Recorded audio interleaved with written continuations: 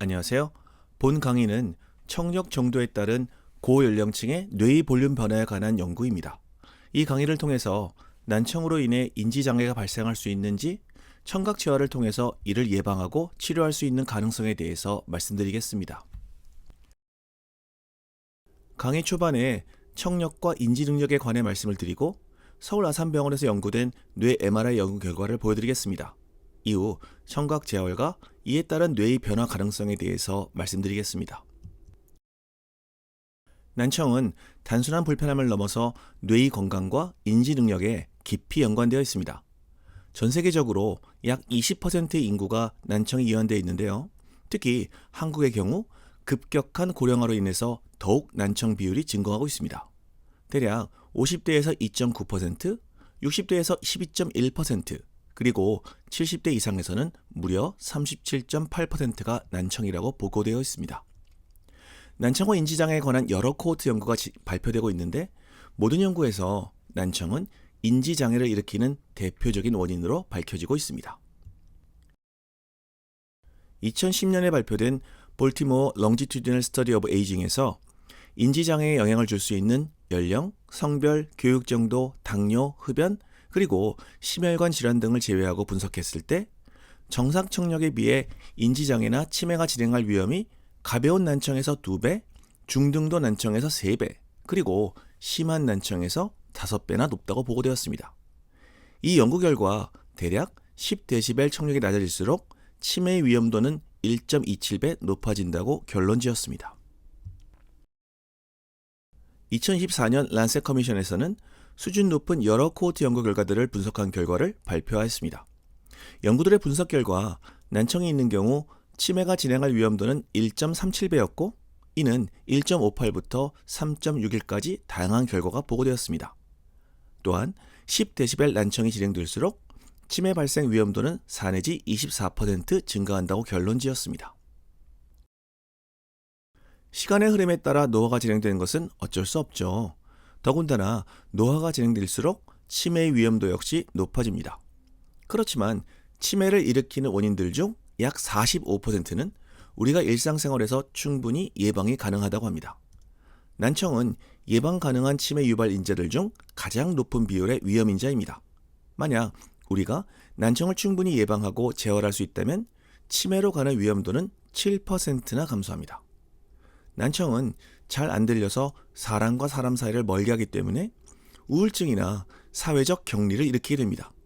따라서 난청을 예방할 수 있다면 이들 발생 가능성 역시 어느 정도 줄어들게 되기 때문에 최대 15%까지 치매로의 진행을 예방할 수 있습니다. 이는 매우 의미 있는 숫자죠. 그렇다면 왜 난청은 치매를 일으키는 것일까요? 여기 4가지 가설이 있습니다. 첫 번째 가설은 소리 청취를 담당하는 측두엽과 대뇌 모두에서 동일한 원인에 의해 알츠하이머병이 진행하는 것입니다. 이 경우에는 듣는 것을 포함해 전반적인 인지장애가 진행한 것이죠. 두 번째 가설은 난청으로 인해 측두엽을 포함한 대뇌가 충분히 자극받지 못해서 기능이 떨어지고 점차 인지장애가 진행하는 것입니다. 세 번째 가설은 잘 안 들리기 때문에 듣는 데 남아있는 모든 뇌의 능력을 사용해야 하고, 예를 들어 대화를 나눌 때 듣는데 급급하다 보니 정작 무슨 말을 했는지 전체 맥락을 이해하지 못하게 되는 것입니다.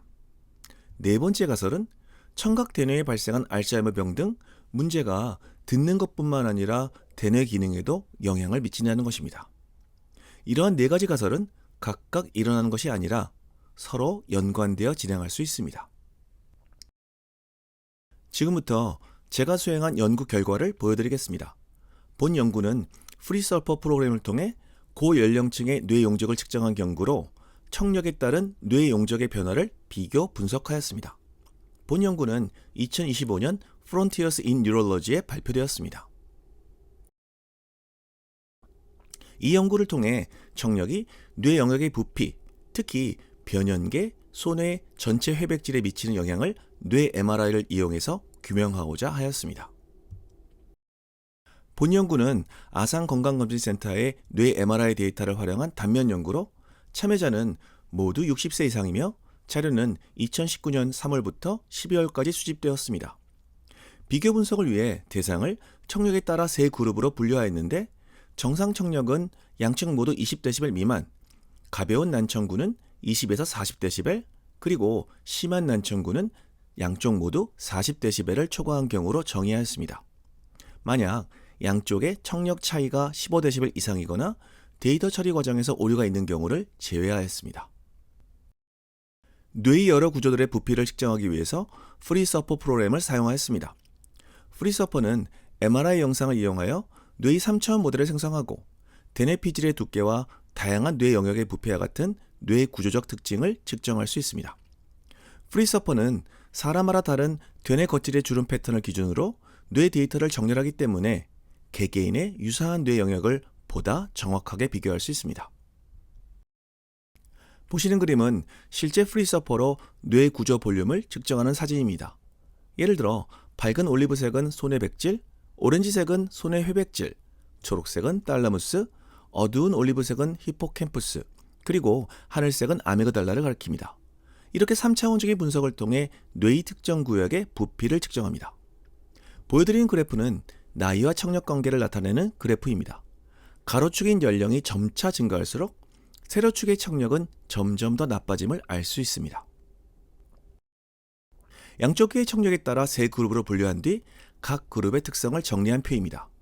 정상 청력군에 비해 가벼운 난청과 심한 난청군은 좀 더 나이가 많고 남성 비율이 높았으며 LDL, 토탈 콜레스테롤이 높았고 고혈압 당뇨의 비율 역시 높았습니다. 반면 알코올 섭취와 흡연 정도는 세 그룹 간의 차이가 없었습니다. 그렇다고 음주와 흡연이 청력에 아무런 영향을 미치지 않았다는 의미는 아닙니다. 보여드리는 표는 프리서퍼를 이용해서 분석한 뇌의 각 부위별 부피 측정 결과입니다.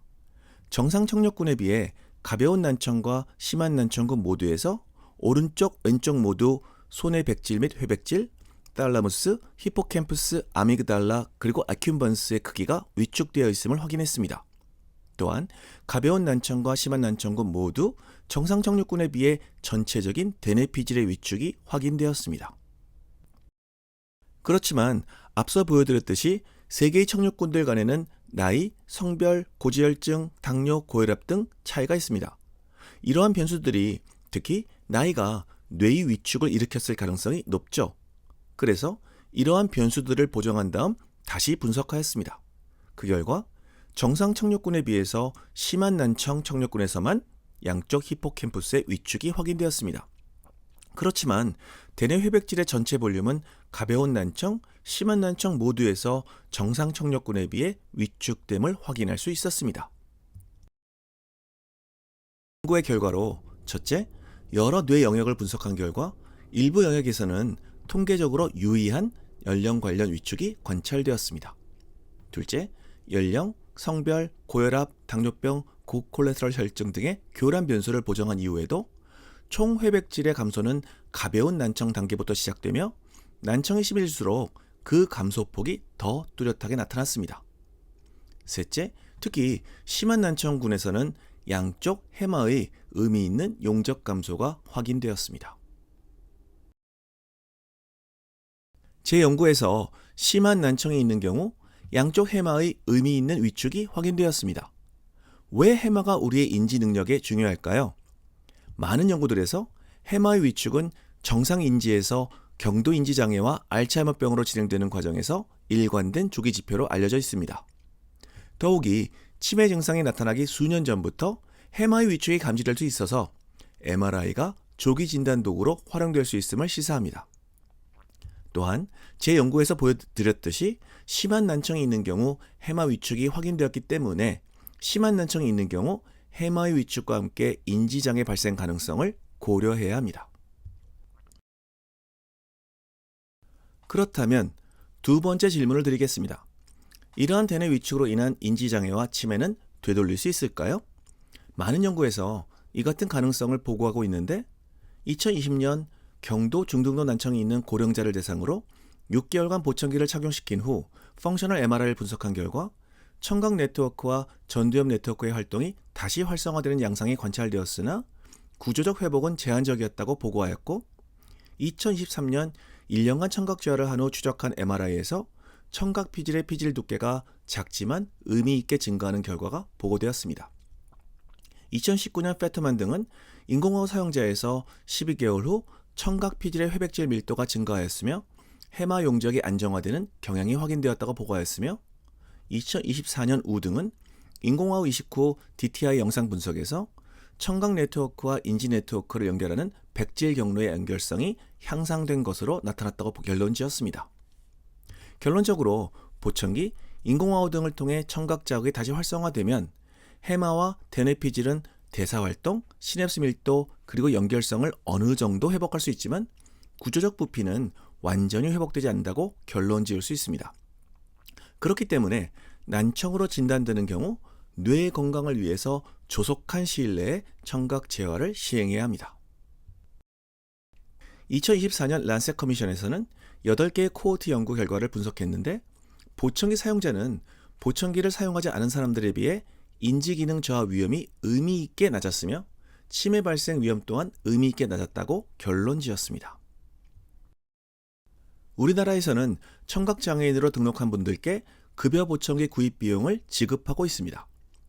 2004년부터 2008년까지 청각장애인으로 등록한 분들 중 급여 보청기 구입 비용을 지급받아 보청기를 사용한 군과 그렇지 않은 군을 비교했을 때 보청기 사용군에서 남성, 여성 모두에서 의미 있게 인지장애와 치매의 위험률이 낮았습니다. 강의 초반에 보여드렸던 난청으로 인한 치매의 발생 가설입니다. 보청기나 인공호흡을 사용하면 소리를 통해 뇌가 적절하게 자극되고 듣기 노력이 줄어들며 청각 박탈로 인한 뇌 기능 저하를 예방할 수 있습니다. 결국 이러한 효과는 궁극적으로 치매 발생 위험을 낮추는 데 기여합니다. 지금까지 강의 내용을 요약해 드리겠습니다. 전 세계 인구의 약 20%는 청력 저하를 가지고 있으며 많은 코호트 연구에서 청력 저하와 인지 저하 사이에 일관된 연관성이 보고되고 있습니다. 중년기에서 청력 저하는 치매의 가장 중요한 단일 위험 요인이고 또 다른 위험 요인인 우울증과 사회적 격리 역시 일으킬 수 있습니다. 난청이 있으면 대뇌 회백질 및 해마의 위축이 가속됩니다.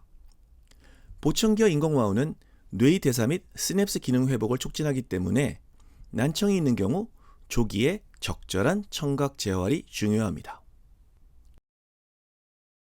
이상으로 강의를 마치겠습니다. 경청해 주셔서 감사합니다.